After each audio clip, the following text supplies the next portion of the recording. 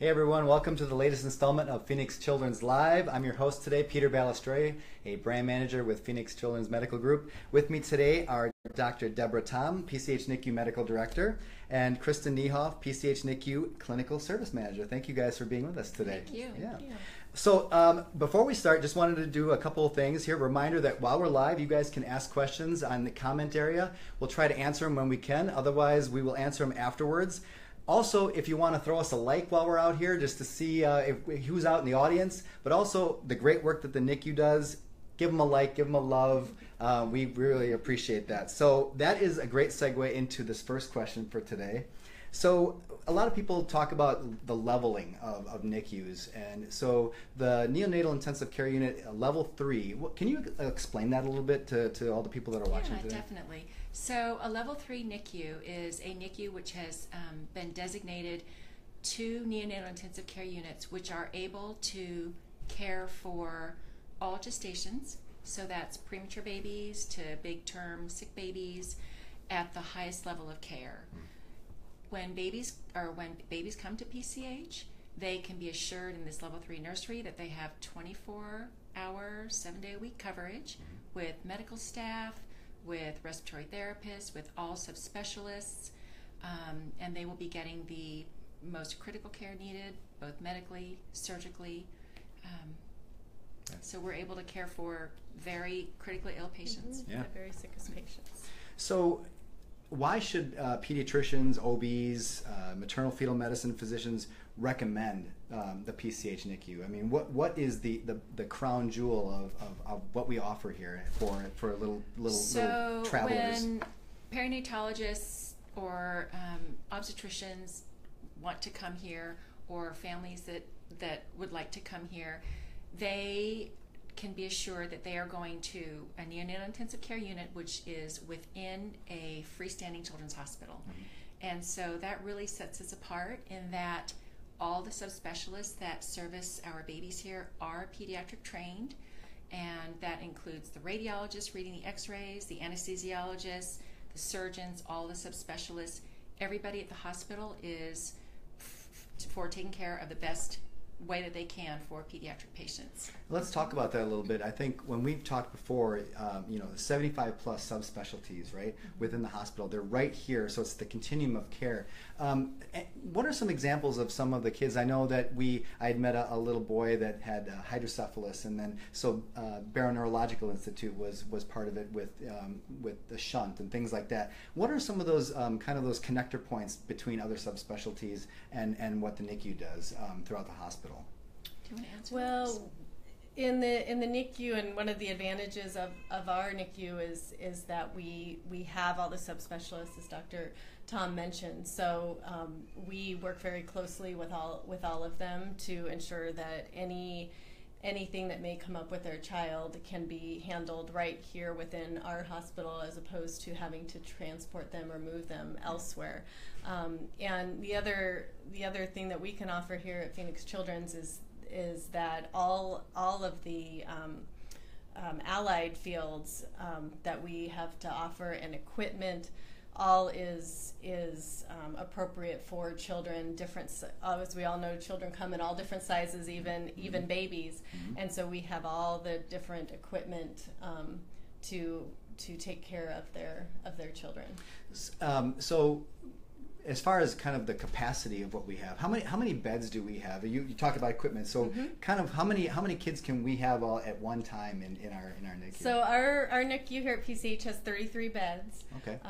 And we do have the capability. We also have a cardiovascular intensive care unit and other intensive care units, so that we can work with if we need to. So we have that capacity to move patients throughout the hospital as necessary to accommodate their changing needs. And we get babies transported to us all the time. So are they air vac? Are they ground transported, or combination? And then how many do we get every year in a year? So last year we saw about a little over 400 patients here in our neonatal intensive care unit. All of them are transported in. Obviously, we don't deliver babies here. in our hospital. So most of them come to us referred from other hospitals, and they come by flight, by ground. All different ways. All different ways through the emergency department.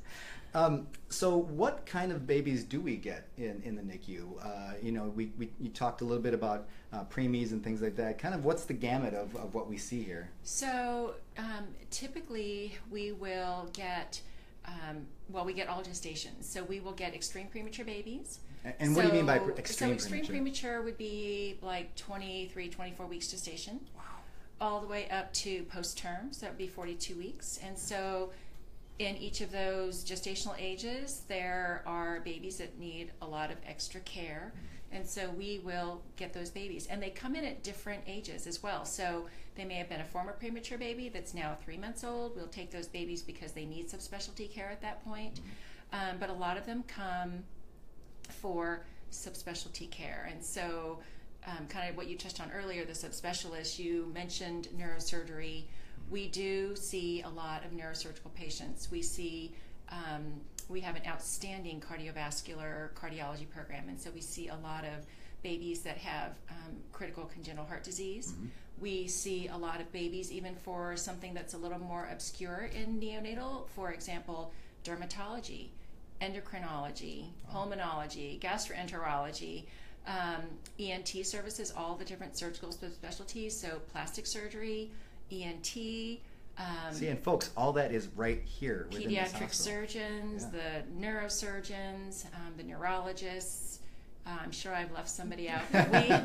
We work with allergy, immunology. I mean, we have the capability to have those physicians round daily. Yeah, that's amazing. Yeah, and something else too, as Dr. Tom had mentioned, is we get a lot of complicated patients, so a lot of times they will come here for complex teaching and discharge planning as well. So we have the ability and those resources to work with our colleagues in case management, the different therapies to have those things ready for the families, and our nurses do an amazing job of teaching and getting families ready to take care of their very complicated patients. Yeah, it's a lot of education, I'm sure, right? Yes. Yeah. So here's probably one of the toughest questions, and there's probably no direct answer, but average stay for a child in the NICU? I know it's tough. It changes. So the average stay is about 20 days, but that is an average of some babies come and stay maybe for a week, and some come and stay for 9 months, depending on what they are coming for. Yeah, okay. And so we, it really is variable. Runs the I would gamut. say on average it's probably a few months. Okay, all right. So you get to know them pretty well then. We do. We get to be pretty close to these families and their babies. Well, so when a happy time in the NICU, when a child, what we call graduates from the NICU, what's kind of the process? I mean, from as far as even discharge to what do you guys do? Balloons or what? What happens in the NICU when a child gets to go home? I want to kind of go even before that, because the care that we give in the NICU is multidisciplinary. And that's really, really important for these babies. So they have a medical team, an outstanding nursing team. Every day on rounds, we will have the medical team with the nurses, with the respiratory therapist, with the other therapists, PT, OT, speech, developmental specialist, the lactation consultant, nutrition, as well as case management and social worker. And so when we round on these babies, parents know that their baby is being seen by multiple eyes in a multidisciplinary team. And then with that team, we also engage the parents, and we encourage the parents to be involved in their baby. And so as the discharge process comes, we think about discharge from day one. So from day one, our goal is, what is it going to take to get your baby home? Yeah. So we have a very set, defined discharge pathway for these families, which includes CPR training, equipment training, making sure that at discharge we assign them to the proper subspecialty clinics, the neurodevelopmental clinics. We make sure that they feel very comfortable with their baby care, which, as they've participated all along with this family-centered care, they can feel comfortable bringing their baby home that might have a little bit more equipment or Yeah. complications, Care, care required. Yeah. Well, let's talk about that for a second too. As far as a family that has a child in the NICU, I think I had read that there's a lot of stress that's involved for mom, dad, extended family when a child is in the NICU. Can you talk a little bit about what you guys provide for the mom and the dad as well as the child? I mean, I think it's you're caring for the child, that's priority one, but a lot of it, like you were just talking a little bit, is about the parents as well, and because they have to kind of see this every day, and these little girls and boys have the hookups on them, and it looks pretty scary in the beginning. So how do you guys deal with that? Taking care of the family, and then maybe you can talk about our virtual visits, because that's definitely a way that we support our families. But when families come into the NICU, we try to take care of the whole family, and so we try to include the family. And I think that as families see the expertise that's happening in the NICU, with the bedside nurses being so skilled with what they do, we see some pretty interesting, sometimes rare diagnoses, but usually we've seen more than just their child. And for the family to know that, this isn't necessarily the first time that we've seen this. We specialize in taking care of babies that may be as complicated as your little one here. We're going to make sure that your baby gets exactly what your little one needs. Yeah. And so I think the parents feel very, very comfortable with that. We do have other support systems. We have a great bereavement program. We have a wonderful Beads of Courage where we, for all the patients that come there, the beads are a story of their hospital stay in beads. And so that's really neat for the families. Cool. We also have case management, social worker, on site, and so we have a lot of support for the families. Yeah. But I think the biggest one is, number one, our virtual visit cameras that Kristen can describe, but also the second one that is really neat that PCH is really brought up to light this past year. It is the portal for health, where parents can log in on the computer and see in real time the baby's complete record. Wow.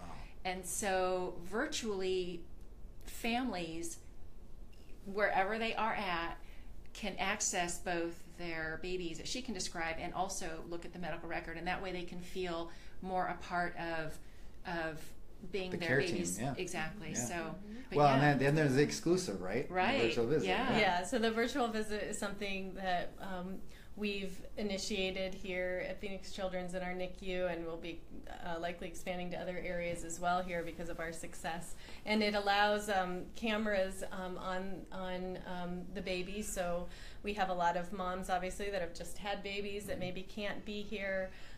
Other family members, so whoever they choose to share the information with, it allows them to log in via computer from home or tablet, phone, wherever they may be, and see their baby and how their baby's doing. And just really have that connection all the time, even when they can't be here. And then, like I said, they can share that information with whomever they feel appropriate, so grandma, grandpa, who might not live in town. So it's a secure link, right? Yes, yes. That's great. So we've had amazing feedback from families on that, and they really appreciate being able to have that connection with their baby. That's great. It helps to decrease stress for our families. That's if you can't be here, right?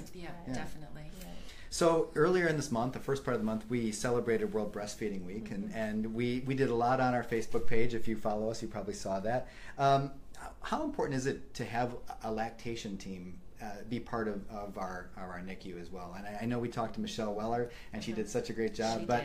Michelle's amazing. This is an important aspect or facet to the NICU. Can you talk a little bit about that too? Yeah. So we are very strong believers of breast milk, and we support moms in any way that they can.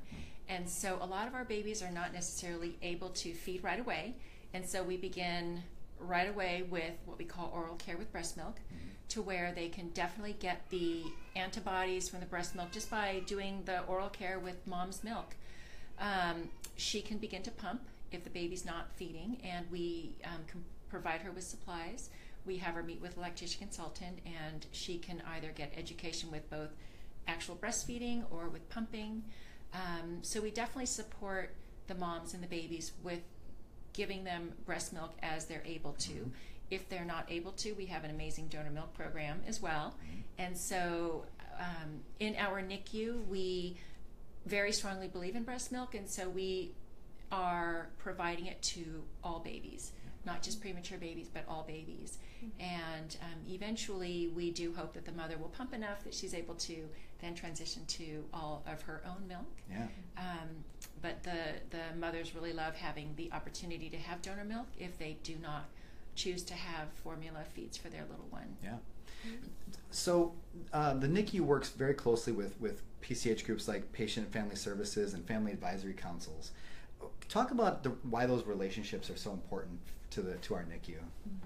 So the Family Advisory Council is very important to the department, and it's a way for parents to, it's a group of parents of former NICU patients, and we meet monthly with myself, representatives from the units, myself, Dr. Tom, our family advisory liaison, and really talk about how we can improve the experience for the current families in the NICU. So using their real life experience and really trying to improve things in the environment, in the services we're providing, the care we're providing. We also plan events to kind of get everyone together again, which is wonderful and something we're working on right now. We're planning our NICU reunion coming up here November 19th. This will be the second biannual one, and we're really looking forward to that. Last time we did this, we had hundreds of people come. Great and it success. it was really wonderful to see everybody and get people together. So we're looking forward to that again this year. And you guys go ahead. As far as the patient, what you said called the Family Advisory, but there was another group. The Patient Family Services. And that's really important for families too, because it's another way that families know that they can be an advocate for their baby. And so there's ways that they can be an advocate at the bedside, also through the hospital committees, and also after their baby graduates from the NICU, they can be involved. Well, something must be working, because, as I said, you had such a great turnout for the NICU reunion that you've done in the past. But in working with both of you, I get to come and meet a lot of these families when they come in. That's kind of an ongoing thing for you guys, where these families have had a stay of 30 days or such, and then they come back and they just want to visit because they get so close during that time. Is that an ongoing thing that happens with you guys? And how does staff like that? I mean, do they get to see all these days? We love it. We love it when our former families, patients, babies come back to visit us. We just love it.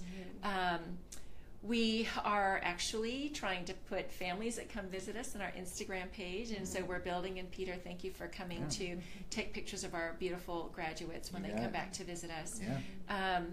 It's nice to see after they discharge from the hospital, they go to the various subspecialty clinics, and we do find out from our subspecialists when they come back and visit us for other patients how other patients have done, and so we get to hear, but it's also nice to see.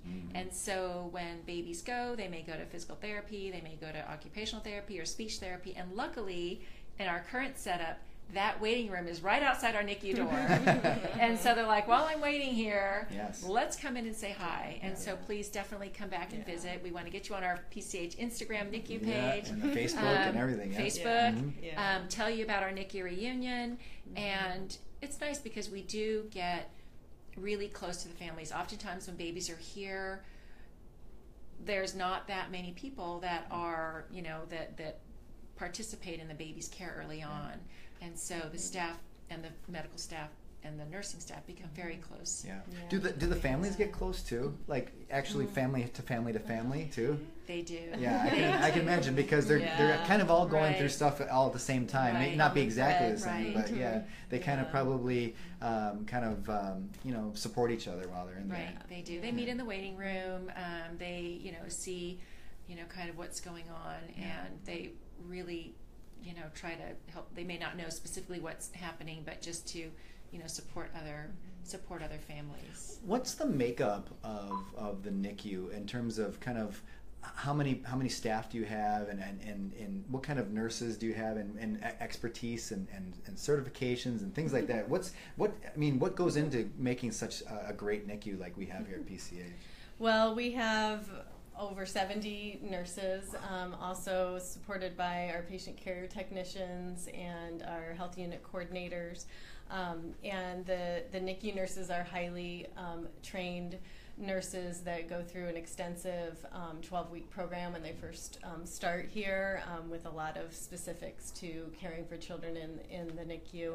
And then a lot of our nurses have an additional national certification as well, that involves a test, and to test their skills to have a certification specifically in neonatal intensive care nursing. Excellent. So they're required to maintain several certifications to work in our ICU. Yeah, so, yeah. And as far as our medical team, Yeah. we staff the nursery 24/7. Mm-hmm. So there's a neonatologist here 24 hours a day, every Yeah. day. And then we're all board certified neonatologists, and our nurse practitioners are all master's trained. Wow. So yeah. in good hands, folks. In good hands. Yes, yes. So you guys are even doing things that are kind of ahead of the curve, if you will. Kristen and I were talking about the VON. What was it? The antibiotic stewardship. Yes. Can you talk Yes. a little bit about some of those kinds of things that you're doing too? Because I think that is super important in terms of not just caring for the babies on a daily basis, minute by minute, but we are looking at things like the oral care with breast milk and this antibiotics stewardship as well. Talk a little bit about that. So antibiotic stewardship is very important in the community right now. Misuse and overuse of antibiotics is definitely something that nationwide is becoming an issue, and with organisms that are becoming resistant to antibiotics, we're definitely trying to use our antibiotics more wisely. Okay. And so there is an organization called Vermont Oxford Network, which is an organization that is a sharing of data between neonatal intensive care units across the country. And so we are working on a collaborative project for antibiotic stewardship, and we have definitely seen some improvements and have some little pilot projects going to where we are able to monitor just appropriate use and not overuse. Yeah, that's So. excellent. So, and you earlier had mentioned that a lot of the little patients that we get have neuro issues or background. What are some of the things that you see on a typical basis that when these kids come in that have neuro things that need to be looked at? What are some of those? So we have a Neuro-NICU. It's virtual. We put the babies kind of throughout the unit. However, when babies come in for neurology services, we have a neurologist 24/7. We have an epileptologist. We can do continuous EEG monitoring for 24 hours. We have 24-hour MRI capability. And so with the machinery and the team that we have put together, we are able to care for babies that come for neurological issues such as hypoxic ischemic encephalopathy, seizures, stroke. Just the team that we have put together is able to care for those babies. Can you explain a little bit? I was looking on the website and some of the great things that we have as well. And if you're on the site, definitely look at the NICU page. But there's an area that says Neurodevelopmental Follow-Up Clinic. So Yes. Can you give a little bit of background on that as well? So Neurodevelopmental Follow-Up Clinic is it's a great clinic for all of our babies because a lot of them will have delays in their development either with fine motor, gross motor, or swallowing and sucking. And so already right away from the start of babies coming into our NICU, all babies are evaluated PT-OT speech just to make sure with our developmentalist, is there any area of focus? What can we do to always make sure that we can, help the baby achieve their full potential? So subsequent to that, babies may be streamed into the physical therapy clinic, occupational therapy clinic, speech therapy, and this is all within the NICU follow-up clinic. Yeah. So. Yeah. Well, and then the other area that I'm continually amazed with is the amount of people that like to donate to the Phoenix Children's Hospital NICU. Can you talk a little bit about that and kind of what we get and how we work with donors, if you will? Yeah. We are very fortunate here to have a lot of very generous folks out in the community that donate to us. We receive blankets and caps and clothing items for our patients, and it's it kind of it gives it more of a homey feel, I think, for the families to have some of these items for their child when they're here, so it doesn't feel so much like a sterile hospital environment, but more of a friendly feel, and we really appreciate everything that is donated to us. We're very fortunate. Last thing I wanted to talk about, we talked a little bit about it in terms of the parents being part of it, and if they're going through some of the stress while their son or daughter is in the NICU, but also they can be part of the actual caring of the child when it is in the NICU. And we talked a little bit about that bonding aspect, and one of the things that I love the term was kangarooing. I have to put this on. We have to talk a little bit about this, but I think it's important, right? So do a little bit explanation, because I think that's coming up. I think we're going to be doing something with kangarooing as well. Yes. So we do have the Kangaroo-a-thon coming up. We are also very fortunate to have a developmental specialist here on staff that does play group and works with all our patients and families. And the kangarooing is the skin-to-skin contact, which is so very important for bonding and for the development of the infant. And so we do have next month, I believe, is the Kangaroo-a-thon, where we just work with our staff and the families to encourage patients or parents to do the skin-to-skin contact, and there's prizes and games and fun stuff. That's awesome. That's awesome. Also, though, we have something that's really cool, and that is twice a week we do a developmental play group. So it's really cute because we lay mats on the floor, have out developmentally appropriate toys, bring the mom in, bring the nurse in if the mom's not available, and just do developmental play therapy with that baby. Some babies, it's so much that they just get tuckered out and sleep through the halfway through the end. Other babies go the entire time and just love looking in the mirror, playing with different textures, and also it's a time when we can also teach infant massage. And so it's the developmental play is geared towards what that baby can handle. But we can bring babies on monitors in there. We can bring babies that are kind of convalescing and are a little more stable. So it's a lot of fun. All great, and that's all that education for the parents too as well. Well, thank you guys for being with us today. I appreciate it so much. And if you guys want to see what great things are happening in the NICU, follow us on Facebook. Again, if we didn't answer your question today, we can do it afterwards. And thank you so much. And we'll see you next time for the next installment of Phoenix Children's Live. Take it easy.